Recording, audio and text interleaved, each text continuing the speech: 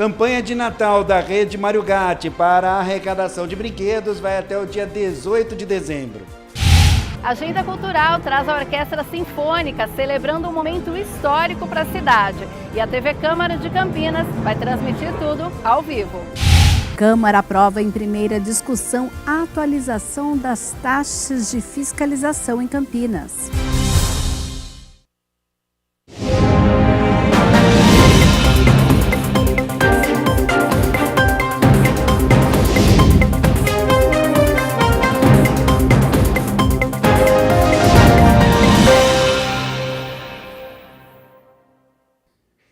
Olá, boa tarde. Começa agora o Jornal Câmara Notícia nesta quinta-feira, 27 de novembro de 2025, meio-dia mais 6 minutos. Nós estamos ao vivo. Muito obrigado pela sua companhia, pela sua audiência e participe. Vamos conversar. Mande a sua mensagem para o número do nosso WhatsApp, que já aparece aqui embaixo da sua tela. 19 é o nosso DDD. Para você que é de Campinas e região, já sabe, né? Pode ir direto, adiciona aí no WhatsApp 978293776 ou você tem a opção de mandar o seu elogio, uma crítica construtiva, o que você quer assistir aqui no nosso telejornal, apontando a câmera do seu celular para o QR Code, já aparece uma mensagem na sua tela, o WhatsApp da TV Câmara Campinas, você aperta, manda a sua mensagem que a gente conversa ao vivo.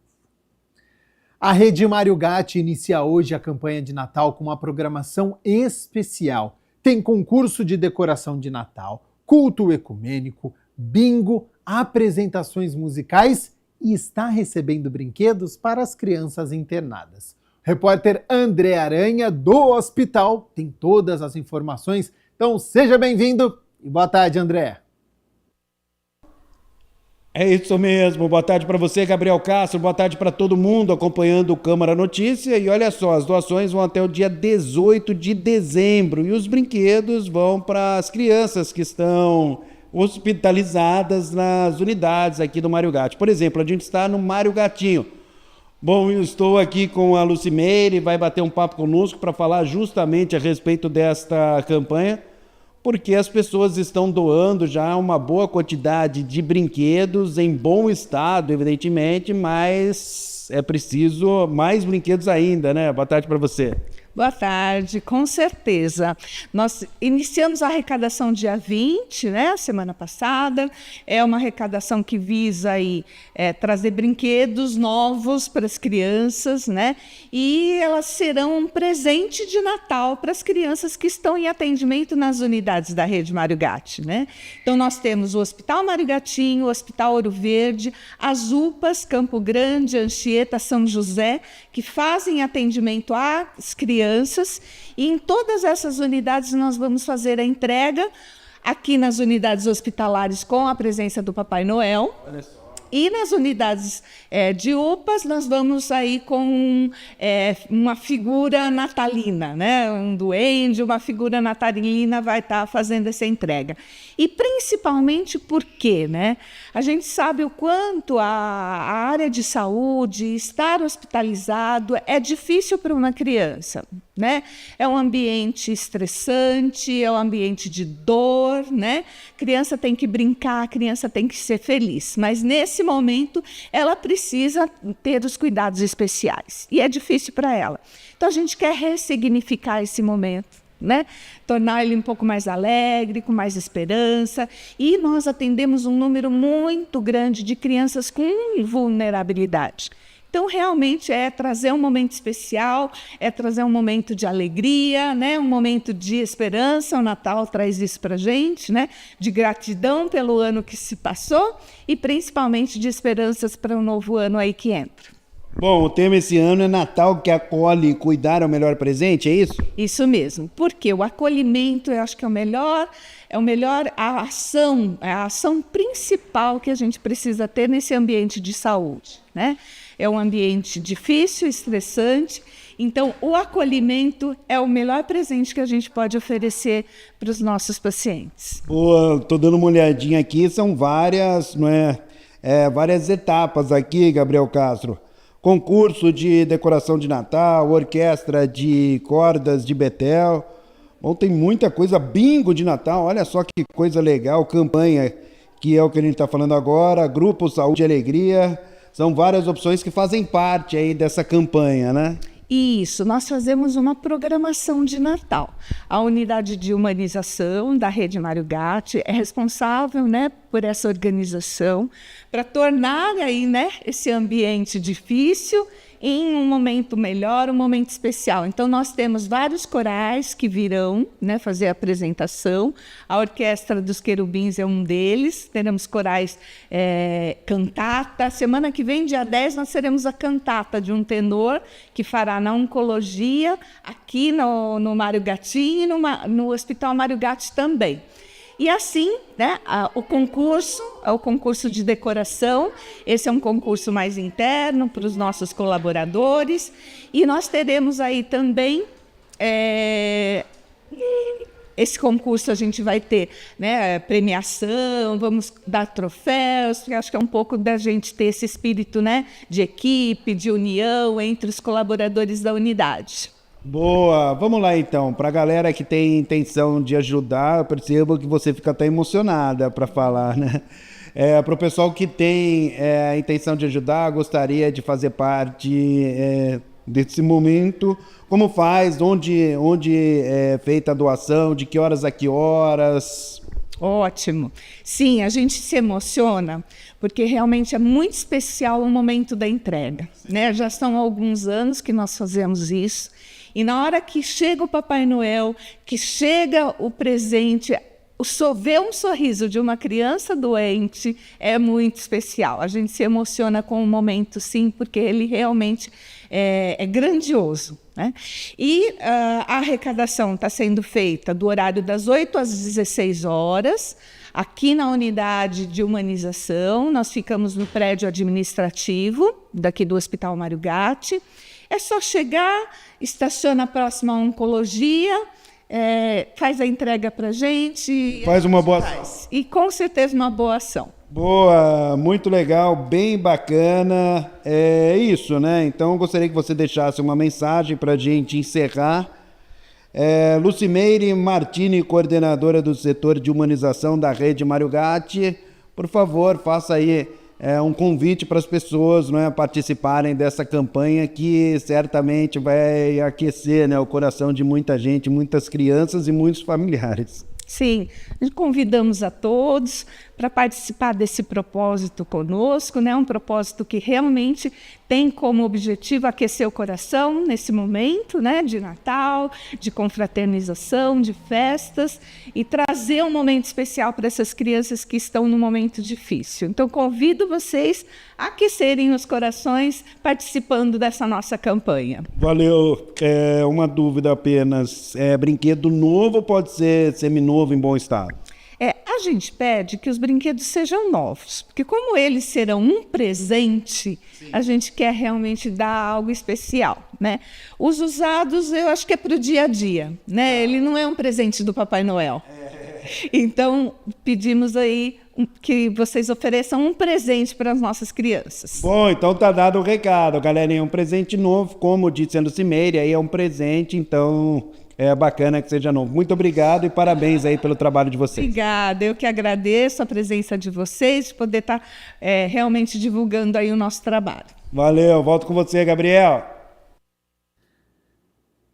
Ação importante mesmo, muito obrigado, André Aranha. E, claro, a disponibilidade do tempo da Lucimeire Martini, coordenadora do setor de humanização da Rede Mário Gatti, pelas informações, né? Natal chegando, então, momento ainda mais de solidariedade. Quem puder contribuir, faça essa doação que com certeza vai ajudar as crianças que estão internadas.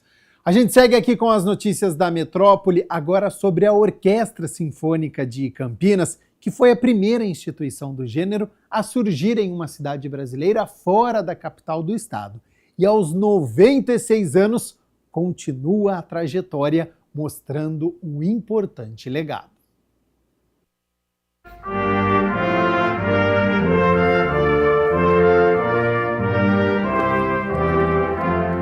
A Orquestra Sinfônica Municipal de Campinas foi a primeira instituição do gênero a surgir em uma cidade brasileira fora da capital do estado e tem feito história ao longo dos seus 96 anos. A orquestra começa em 1929, um período efervescente da política brasileira, da economia. Você tinha a crise de 29 que afetou a economia do mundo inteiro e começa um grupo amador, mas com intenções maravilhosas, resgatando a herança cultural que Campinas sempre teve, porque ela vem desde a família do Carlos Gomes, o pai do Carlos Gomes, Santana Gomes, que já era maestro aqui, o Carlos Gomes também nativo aqui e sempre produziu e começou o seu aprendizado musical.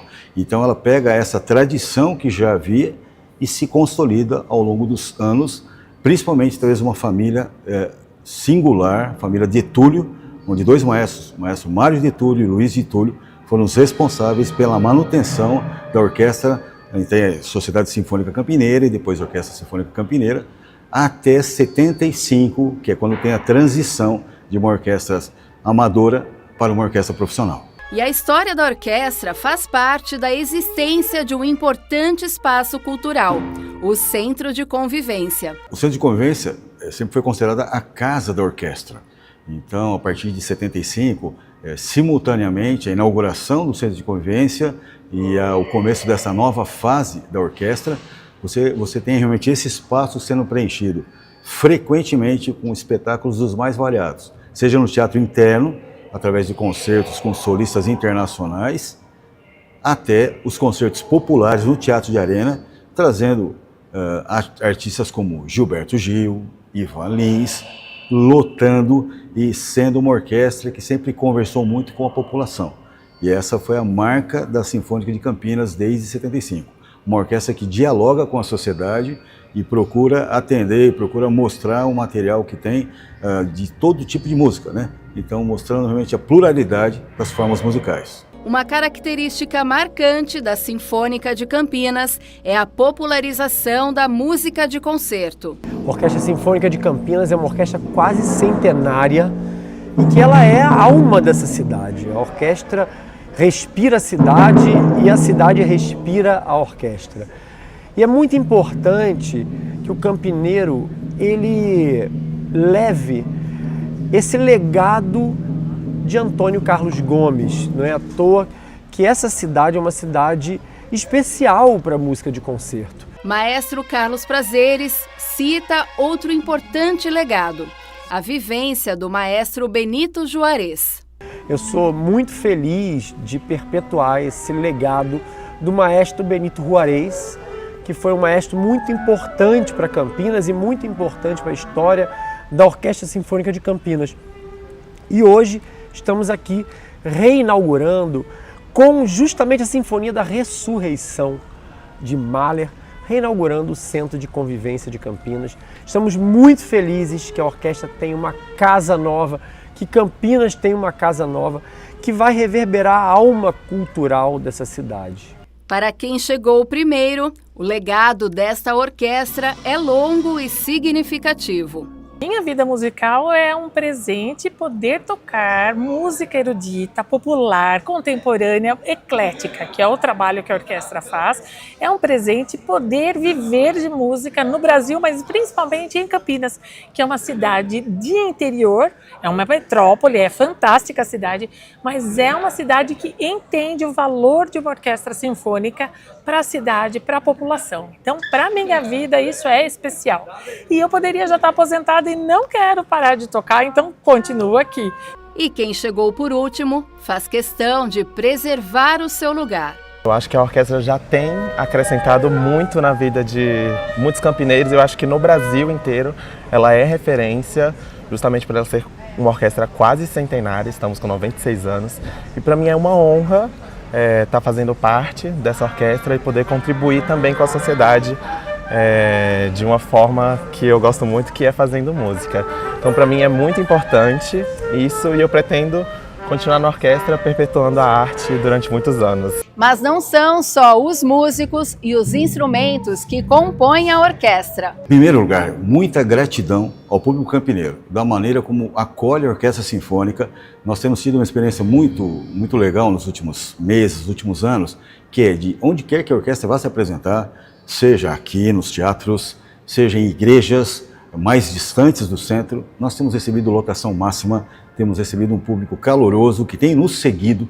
Então, em primeiro lugar, é gratidão. Apoiador, a Secretaria de Cultura e Turismo de Campinas, que dá todo o suporte para que a gente trabalhe, para que a gente tenha estabilidade, os músicos tenham estabilidade.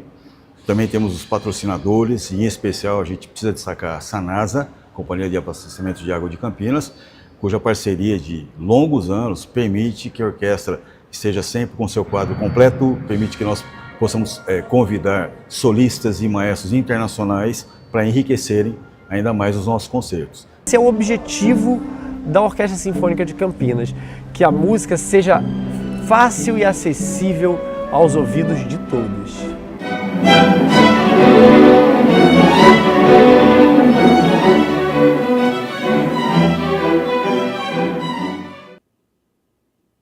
E por falar em música acessível, hoje às 7 horas da noite, no Solar do Barão, no Pátio dos Leões, no centro da cidade, acontece uma apresentação da Orquestra Sinfônica de Cosmópolis. A entrada é gratuita, não há necessidade de retirada do ingresso de forma antecipada. O endereço é a Rua Marechal Deodoro, número 1099, no centro aqui de Campinas. Uma ótima oportunidade para você conferir aí música clássica. Bom, vamos com as notícias do Legislativo, porque ontem foi dia da reunião ordinária de número 74. Os vereadores se reuniram para discutir e votar 15 projetos. A Mina Abreu acompanhou tudo e traz agora as informações. Seja bem-vinda e boa tarde, Mina. Boa tarde, Gabriel. Boa tarde a você que nos assiste. Nesta quarta-feira, a Câmara analisou 15 projetos na pauta e aprovou, em primeira discussão, a proposta de autoria do Executivo que trata da atualização da legislação municipal para assegurar que taxas de poder de polícia continuem refletindo de maneira adequada o custo real da atividade de fiscalização exercida pelo município em Campinas. O líder de governo na Câmara, vereador Paulo Haddad, detalhou a proposta. Porque a gente tem uma atualização da nossa legislação, né? São duas leis, né? Duas leis complementares, uma de 2023 e a outra de 2003, como você bem já citou. Então, normatiza também algumas isenções para parques, para também eventos de circo com capacidade de até 500 pessoas, enfim. Então é uma atualização da nossa legislação para dar mais celeridade, também adequar, né, a legislação federal e também para que a gente possa ter pago os custos dessa fiscalização do Poder Executivo. Também foi aprovada em primeira discussão a proposta que estabelece que o credenciamento de um documento chamado DETEC, que é um sistema tributário eletrônico de Campinas, que possa ser individualizado CNPJs, ou seja, sede ou filiais, cada um passará a ter um CNPJ, não ocasionando cobranças a mais. E também a gente teve a explicação do vereador Iabico a respeito desse projeto. O sistema online da Prefeitura, onde as empresas se cadastram no seu CNPJ, né? Então, estamos votando agora uma modificação na lei, porque atualmente o que acontece? Existe só um CNPJ para todas as empresas da mesma empresa. Quer dizer, se uma empresa tiver 3 filiais, é o mesmo CNPJ para as filiais. Esse projeto altera para que cada filial tenha seu próprio CNPJ. Essa é a alteração da lei. Os dois projetos que foram analisados e aprovados em primeira discussão ainda vão passar por um segundo turno de votação, ou seja, o mérito. Se forem aprovados aí, é que seguem para a sanção do prefeito. O resultado completo da votação desta quarta-feira você confere no campinas.sp.leg.br e a íntegra da reunião no youtube.com/TV Câmara Campinas. É com você no estúdio, Gabriel. Muito obrigado, Mirna Abreu, pelas informações. A gente segue aqui com as notícias do Legislativo, porque a Comissão Especial de Estudos para Acompanhamento da Construção de Novas Unidades Escolares se reuniu pela 3ª vez no ano aqui na Câmara. Confira como foi.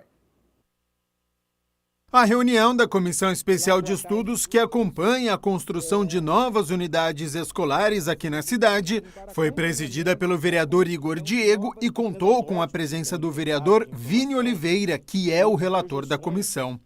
E recebeu pela primeira vez no Legislativo a secretária municipal de Educação, que assumiu o cargo há pouco mais de 30 dias e salientou que está em busca de uma equidade na educação da cidade. De demanda de oferta de vaga, das regiões prioritárias, que a gente sabe que a cidade de Campinas, aí existem algumas regiões que necessitam mais do nosso olhar, e é para isso que a educação vem para trazer essa equidade, para que a gente consiga olhar para todas as regiões de uma maneira que privilegie e que atenda a toda a população de Campinas.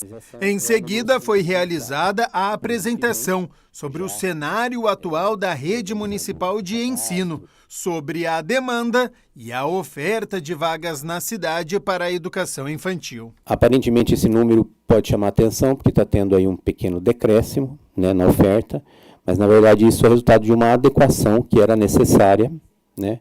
Primeiro, nos termos de colaboração que nós tínhamos vigentes até o ano 2025 com as escolas que estão sob regime de cogestão, né, as escolas cogeridas, Bem-Querer, Espaço do Amanhã, que no agrupamento 3 nós tínhamos proposta de atendimento de 33 crianças por turma, e a partir de 26 eles passam a atender 30 crianças por turma, tal qual as demais unidades da rede, né? E também houve adequações em que, para melhor atender a demanda de agrupamento 1 e 2, nós precisamos alterar o planejamento de algumas unidades, né, utilizando os espaços físicos que eram utilizados para atendimento de agrupamento 3 para atender agrupamento 1 e 2. Ainda na apresentação fica evidente o problema que a cidade enfrenta em relação à falta de vagas para as crianças de 1 ano e 7 meses de idade completos até fevereiro do ano corrente. Quando a gente olha a rede, né, a coluna azul são as vagas, a coluna laranja a demanda não atendida registrada, a lista de espera, né? Se olharmos o total, e essa informação vai se repetir para 4 na EDS, só não vai ser esse número parecido com a da rede para um dos NAEDs, que é o NAED Sul, nós podemos observar que no total das vagas oferecidas para a faixa etária da creche, que inclui o agrupamento 1 e 2, nós temos um total de vagas que é superior à demanda registrada.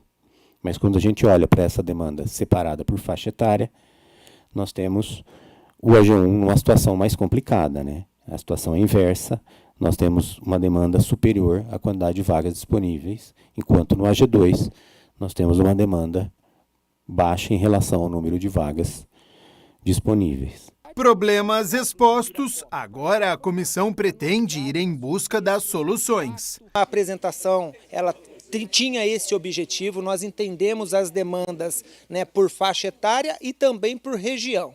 Agora entendendo os dados e ir atrás das soluções, dentro do orçamento e também de áreas para construções e parcerias de novas unidades. Então, também tivemos a oportunidade hoje de conhecer a secretária Patrícia, que acabou aí nos últimos dias assumindo esta pasta tão importante. Aproveitamos para dar essa oportunidade para ela poder falar um pouco da sua trajetória, do seu conhecimento e como a secretária pretende colaborar com o município de Campinas agora nessa função. Então, avalio que foi de forma positiva para estruturar os próximos planos, né, da educação da cidade de Campinas. Primeira parte da reunião ordinária é dedicada à discussão da saúde dos trabalhadores expostos ao benzeno. A primeira parte da reunião ordinária de número 72 teve um debate sobre as ações contra a exposição ao benzeno e os impactos na saúde do trabalhador. O evento aconteceu por iniciativa da vereadora Fernanda Souto e contou com representantes de trabalhadores. O benzeno é uma substância derivada do petróleo, reconhecidamente tóxico, cancerígeno, e nós sabemos que a Organização Mundial da Saúde determina que não há um limite de exposição seguro ao benzeno. E, ao longo da história, o movimento de trabalhadores conquistou uma legislação aqui no nosso país que visa proteger os trabalhadores, especialmente da indústria química, petroquímica, os frentistas que estão expostos a esse agente tóxico diariamente, e também garantir um sistema de proteção social para aqueles trabalhadores que adoecem em decorrência dessa exposição. Infelizmente, existe um movimento nacional de entidades patronais que vem se movimentando no sentido de tentar fragilizar essa legislação. A pesquisadora aposentada da Fundacentro, instituição de pesquisa em segurança e saúde no trabalho, vinculada ao Ministério do Trabalho e Emprego, Aline Arcuri, participou via plataforma digital e falou das implicações na mudança da legislação no que diz respeito à exposição dos trabalhadores ao produto.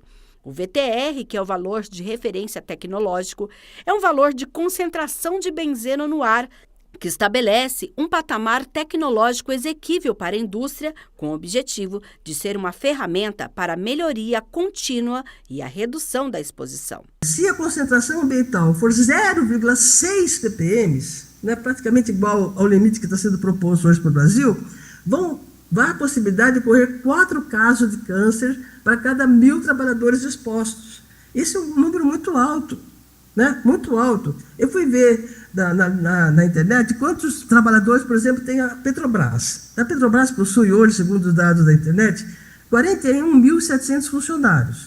Supondo que uma parte seja operacional, seja da parte mais técnica, né? não técnica, né? Mais de escritórios e tal, eu chuto, né? Suponho que pelo menos 30.000 trabalhadores estejam expostos em áreas operacionais, com probabilidade de exposição ao benzeno. Se estabelecer o LEO de meio, nós vamos estar autorizando a existência de 90 casos de câncer só na Petrobras. No Brasil, estima-se que sejam 770 mil profissionais no grupo de risco, sendo uma grande responsabilidade do poder público garantir uma rede de proteção e a fiscalização para garantir a saúde dos trabalhadores. No decorrer dos anos, comissões que tratavam do tema no ambiente de trabalho foram extintas. Essas comissões elas tinham um papel importante, porque elas conseguiam ir dentro das empresas, nos locais de trabalho, fazer a fiscalização. Quando é feita a destruição disso, o desmonte, para você reorganizar é muito mais difícil. Para extinguir é muito fácil, de um dia para o outro você acaba com essa estrutura que já existia, e para reorganizar agora está sendo uma luta. A gente já conseguiu reabrir a Comissão Estadual do Benzeno no Rio Grande do Sul, e no Rio de Janeiro já está bem adiantado. A gente agora tem que lutar para reabrir a comissão aqui em São Paulo, né? A Comissão Estadual do Benzeno. E aí vou citar aqui, né, as ações que têm acontecido no âmbito dos petroleiros. Recentemente teve um debate, né, no Senado, com o senador Paulo Paim, que organizou, e a gente está tentando levar esse debate também para uma lei, um projeto de lei, né, que estabelece regras de aposentadoria, regras de cuidado com as pessoas que estão expostas a não só ao benzeno, como a vários produtos químicos, né? Quando a gente fala benzeno, fala até da categoria petroleira, que a gente que está ali na cadeia produtiva, mas ele está também nos postos de gasolina. E a gente precisa até fazer uma campanha, tanto pública como as entidades organizativas, de, às vezes, até o nosso cotidiano dentro dos postos de gasolina, que, às vezes, a gente vai abastecer, a gente não fecha os vidros, fica lá sendo exposto a um agente químico. Se é uma baixa concentração, mas coloca isso na vida, 30 anos tendo essa exposição. Assim como virou uma coisa cultural, os jovens, às vezes, ficaram no posto de gasolina consumindo tanto alimento, bebidas. E aí, às vezes, é falta de opção, né? Não é porque não tem é legal estar lá, porque às vezes falta opção mesmo cultural e se juntam ali e existe uma exposição ali. Essa é uma questão que eu tenho muito cara para mim, não só como parlamentar, mas também como profissional da saúde, como médica do SUS, e eu acho que essa é a nossa principal função também como parlamentar, que é propor esses espaços para que as entidades, os coletivos, as organizações de trabalhadores tenham esse espaço para expor as suas questões, né, e também como um espaço de mobilização. E eu quero parabenizar o Sindipetro pelo trabalho importante social que estão fazendo em debater essa questão do benzeno, que é muito séria, muito urgente. E aí eu gostaria de dizer também que nós protocolamos aqui na Câmara Municipal de Campinas uma moção contra a extinção do VRT, contra o estabelecimento de um limite de exposição mínimo, que no final das contas vai, na verdade, legitimar o adoecimento dos trabalhadores expostos a esse agente tóxico. Foi uma moção aprovada por unanimidade, mostrando que é um assunto que tem relevância social, que precisa ser pautado nos espaços de debate e elaboração de políticas públicas. Hora de homenagem no Jornal Câmara Notícia, porque as vereadoras Guida Calisto e Paola Miguel entregaram 4 diplomas Zumbi dos Palmares a pessoas que se destacaram na defesa da comunidade negra. A vereadora Guida Calisto abriu a reunião solene, justificando a escolha dos homenageados. Com muita honra, com muita alegria, que nós vamos iniciar essa solene, que é uma solene em que a gente homenageia pessoas que têm cumprido um papel muito importante na luta pela promoção da igualdade racial, na luta antirracista. Em seguida, foi realizada uma apresentação da Associação Brasileira de Apoio e Desenvolvimento da Arte, Abadá Capoeira.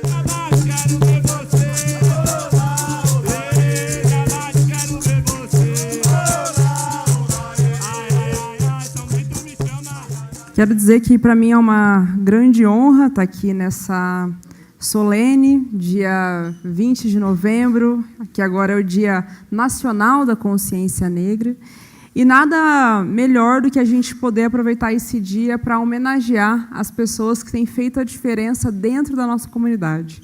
A vereadora Paola Miguel entregou o diploma Zumbi dos Palmares para o Marcelo Lopes de Lima, que é professor e coordenador e atualmente contribui como conselheiro fiscal do Cursinho Popular Herbert de Souza. E também foi entregue o diploma ao Alan Rodrigues Marcelino, conhecido no meio cultural como Professor Canela, praticante de capoeira há mais de 25 anos e que utiliza a expressão cultural brasileira como instrumento de educação, inclusão e transformação social. Cada um e cada uma de vocês que está fazendo também desse dia, desse feriado, um dia de oportunidade para a gente poder fazer essa singela homenagem.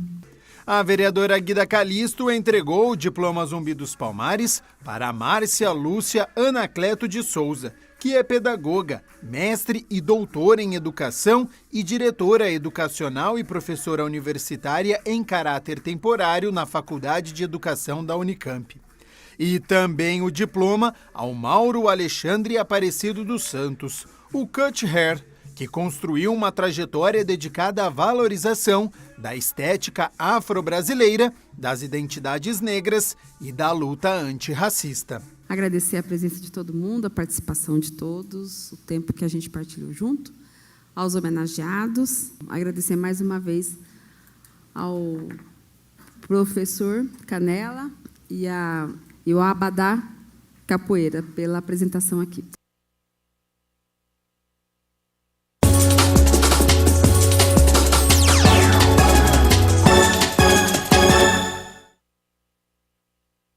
Hora de Superliga Masculina de Vôlei, porque ontem o Renata foi a Belo Horizonte e venceu o adversário com autoridade. O primeiro set foi tranquilo para os campineiros. Desde o início implementaram um ritmo forte e o bloqueio funcionando.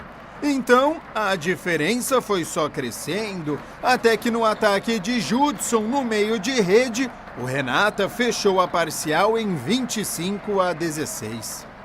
Só que o segundo set foi diferente, bem mais equilibrado. Nenhuma equipe conseguia abrir no placar. No ace de Maurício Borges, Campinas ficou à frente.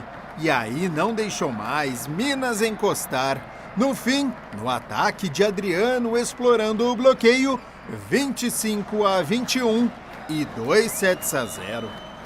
No terceiro set, Minas iniciou melhor. Chegou a abrir 4 pontos de vantagem, com 9-5.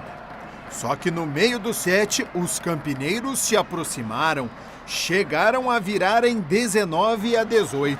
E aí, com um elenco experiente e numa noite inspirada, Bruninho levantou para Judson, que cravou 25-23 e 3-0 para os campineiros para cima de Minas, mesmo fora de casa. O levantador Bruninho foi eleito o melhor em quadra, Bruno Lima o maior pontuador pelo lado de Campinas com 15 acertos, seguido por Pinta com 10. Foi a 7ª vitória em 8 jogos, a equipe campineira segue na terceira colocação, agora com 20 pontos, atrás do Praia Clube e do Cruzeiro, ambos com 23 pontos. Mas a equipe campineira tem um jogo a menos em relação aos líderes. O Renata volta à quadra na segunda-feira, dia 1º de dezembro, 6h30 da tarde, contra Suzano, aqui em Campinas, no ginásio do Taquaral. 12h mais 41 minutos, nós estamos ao vivo nesta quinta-feira, a gente segue aqui com o Jornal Câmara Notícia e vamos falar sobre saúde. Você já ouviu falar em G6PD? A maioria das pessoas com essa deficiência é assintomática, mas uma exposição pode provocar uma crise de anemia hemolítica, que é a destruição dos glóbulos vermelhos. Então, sobre as causas, por que é tão pouco falada, como identificar e quais exames, é o Saúde Agora.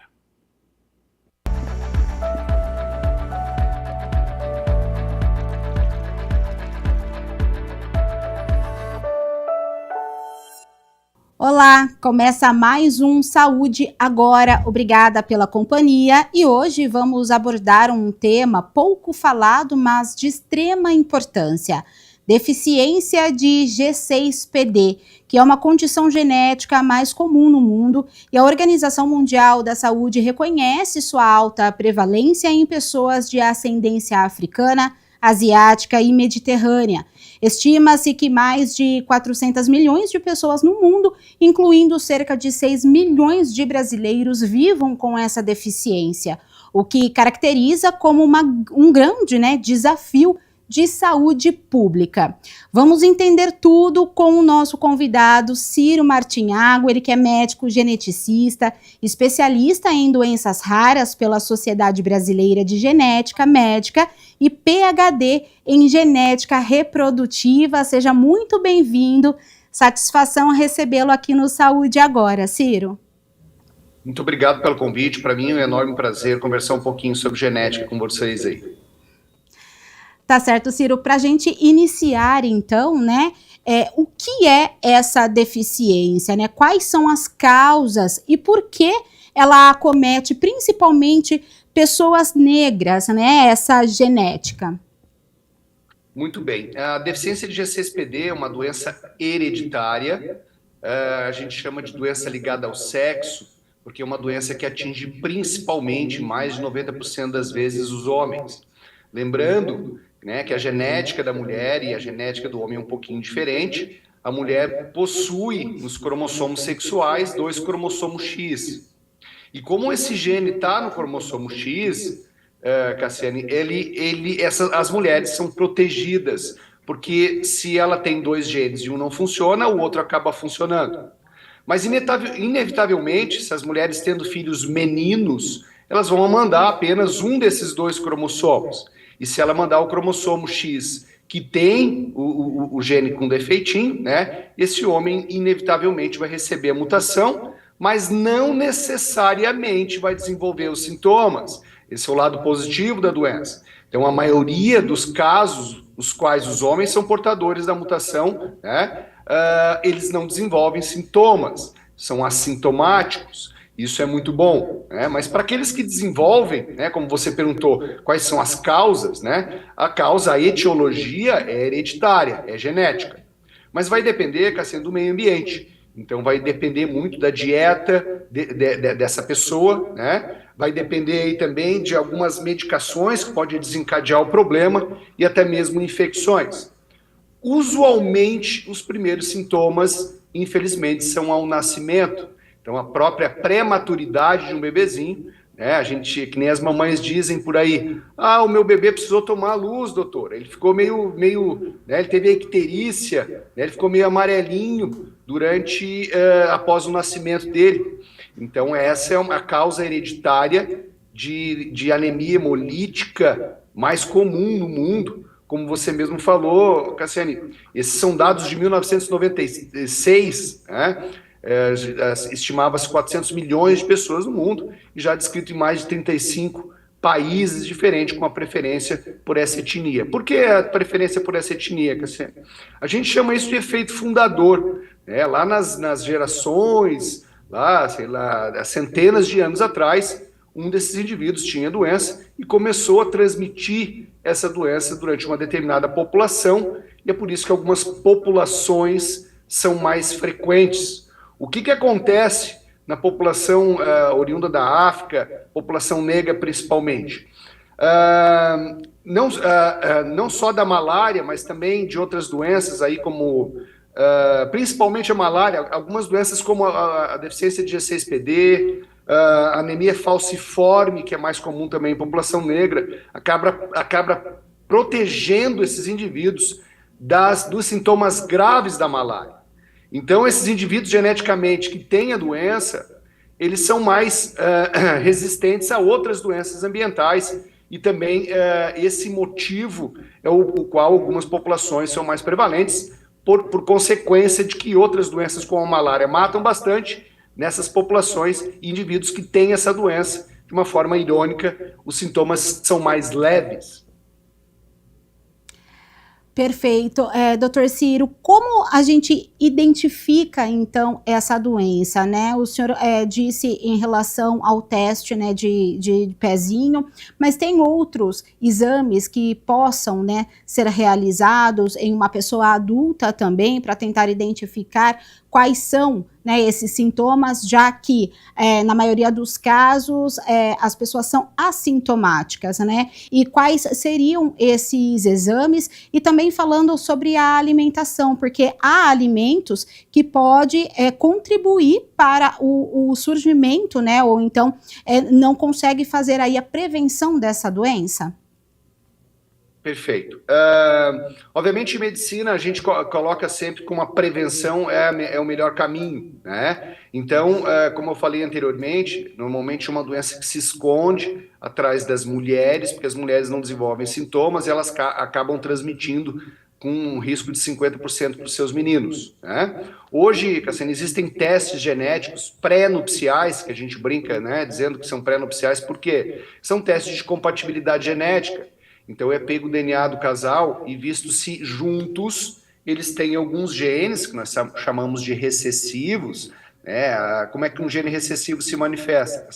É a história do olho azul, azão azinho, né? Lembrando aí da época do colegial. Quer dizer, os pais não têm olho azul, mas têm um filho com olho azul, porque ambos são azão azinho e a criança recebeu o azinho, né? Quer dizer, ela tem olho claro e os pais não. As doenças recessivas funcionam da mesma forma, mas ao contrário do olho azul, que é uma coisa boa aí, né, manifesta a doença. Então, esses casais têm 25% de chance de ter o filho com a doença. Então, 80% das vezes que as famílias têm uma doença grave e hereditária, elas não têm histórico familiar. Então, não teria como a gente rastreá-la, mesmo com um bom papo com esse casal. Então, hoje existem esses testes de compatibilidade genética, ou testes de rastreamento de doença recessiva ligada ao sexo, que também pegam a deficiência de G6PD, que é extremamente prevalente. Ou seja, antes desse casal vir a ter o filho, ele pode saber se corre o risco desse filho nascer com a doença. Só para resumir, né, uma vez diagnosticando isso, é conversado com o casal através do aconselhamento genético, as possibilidades que esse casal tem. Uma delas, obviamente, é através da fertilização in vitro, a seleção de embriões saudáveis. Então, esse casal que está sobre um risco de 50%, 25% de chance de ter um filho com uma doença hereditária, pode se beneficiar com o uso da fertilização in vitro, qual seleciona-se o embriãozinho saudável e essa mulher já engravida do embrião saudável. Para aqueles que não passaram por isso, não passaram por testes, engravidaram naturalmente, o primeiro sintoma normalmente são bebês, né, como eu falei anteriormente, que tem uma anemia hemolítica ao nascimento persistente. Então, essas células vermelhas do sangue, né, que são as hemácias, elas não são tão resistentes como deveriam ser para esses indivíduos que têm a deficiência do G6PD. Então, elas se rompem com facilidade, gerando anemia. Então, a anemia hemolítica, por conta da destruição das hemácias, são o principal sintoma na infância, né?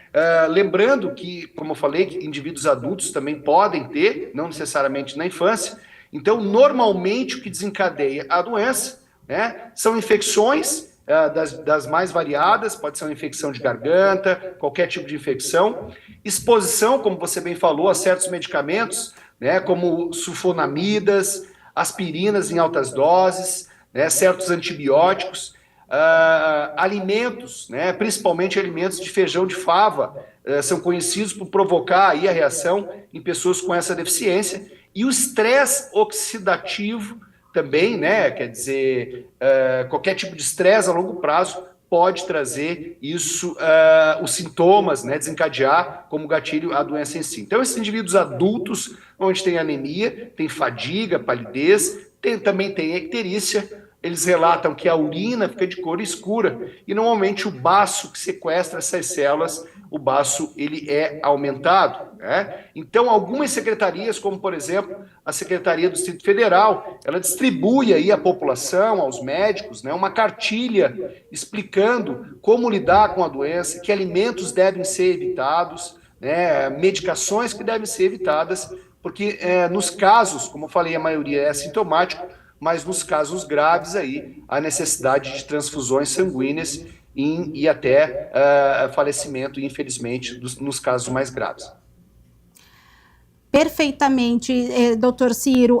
Eu até ia questionar, né, a respeito das medicações, né, dos alimentos, e é importante, né, ressaltar também que é uma doença, como o senhor mesmo disse, a genética e não tem cura, né? Então, assim, a pessoa, ela vai ficar ao longo da vida, né, com essa doença. O importante é saber identificar e também ter a saúde mental precisa também estar bem controlada, né, diante dessa doença. Então, qual é a orientação, né, qual a dica para essa pessoa que tem essa doença ou que teve um filho com essa doença? Qual que é essa prevenção ao longo da vida, né, para conviver com essa doença genética? Então, as dicas que a medicina dá para esses pacientes são basicamente 3. A primeira delas é evitar os gatilhos, né? É importante evitar medicamentos e alimentos que possam causar as crises, né? Então, ter isso sempre em mãos. Olha, vai no médico e diz, olha, doutor, eu tenho essa doença, não posso tomar determinados medicamentos, né? Não só medicamentos para dor, como também antibióticos, né? A própria infecção, né, pode ser um gatilho. Então, evitar, né, esses gatilhos. E para isso, né, a segunda dica é ter esse monitoramento médico contínuo, né, consultas regulares com médicos, exames de urina, pode ser necessários o exame de sangue também. O exame de sangue como hemograma traz bastante informações, né? E claro, uma vez tendo a crise, né, tendo algum sintoma, procurar um médico ou pronto-socorro o quanto antes, né, principalmente em caso de hemólise severa, que pode ser necessário, como eu falei, um tratamento hospitalar e, em último caso, até mesmo aí a transfusão sanguínea, quando o caso da hemolia é muito grave. E só para a gente finalizar, doutor Ciro, o SUS, né, o Sistema Único de Saúde, ele tem preparo, ele está preparado para atender, né, pacientes com essa doença? Sem dúvida nenhuma. Quer dizer, como eu falei para você, a primeira coisa é evitar os fatores, né, que desencadeiam os gatilhos, etc. Quer dizer, o paciente o qual frequenta, né, o médico regularmente, o pediatra, o médico de família, ele vai ser muito bem orientado, né, assim, quanto às medicações que não deve tomar, o que ele deve fazer e evitar que tenha o gatilho e que tenha os sintomas. Então, eu acho que esse é o primeiro grande ponto aí, porque uma vez desencadeando a doença, a gente não sabe como que pode ser a consequência dela, né? Mas mesmo assim, o SUS hoje, não há nenhum tipo de medicação extremamente cara ou algum tipo de coisa que o SUS não consiga tratar esse paciente. Mas nesses pacientinhos, independente da condição financeira, sempre o melhor tratamento é a prevenção para que desencadeie os sintomas. Tá certo, doutor Ciro, muito obrigada por esclarecer essas dúvidas, né, em relação a essa doença tão comum, mas ao mesmo tempo tão difícil, né, da gente falar, tão pouco falado, principalmente aqui no Brasil. Então, eu agradeço muito, foi muito esclarecedor as suas respostas. Obrigada pela sua participação aqui no Saúde Agora.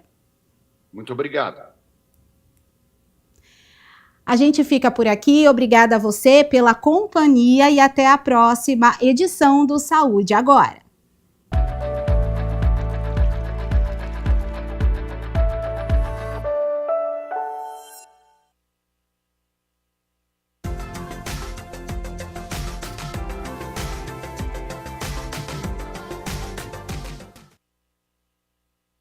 Semana de tempo estável e sem mudanças. Então, amanhã, sexta-feira, o sol aparece durante todo o dia, com a presença de algumas nuvens, mas não tem previsão de chuva. Os termômetros sobem e faz calor. Olha só as temperaturas aqui na minha tela. Para amanhã, então, mínima de 18 graus, já é uma mínima elevada. Ao longo do dia, essa temperatura sobe, podendo chegar aos 32 graus aqui na cidade de Campinas. O Jornal Câmara Notícia fica por aqui. Muito obrigado pela sua companhia, pela sua audiência. Continue na nossa programação e o Jornal Câmara Notícia retorna amanhã na sexta-feira. Até lá. Tchau, tchau.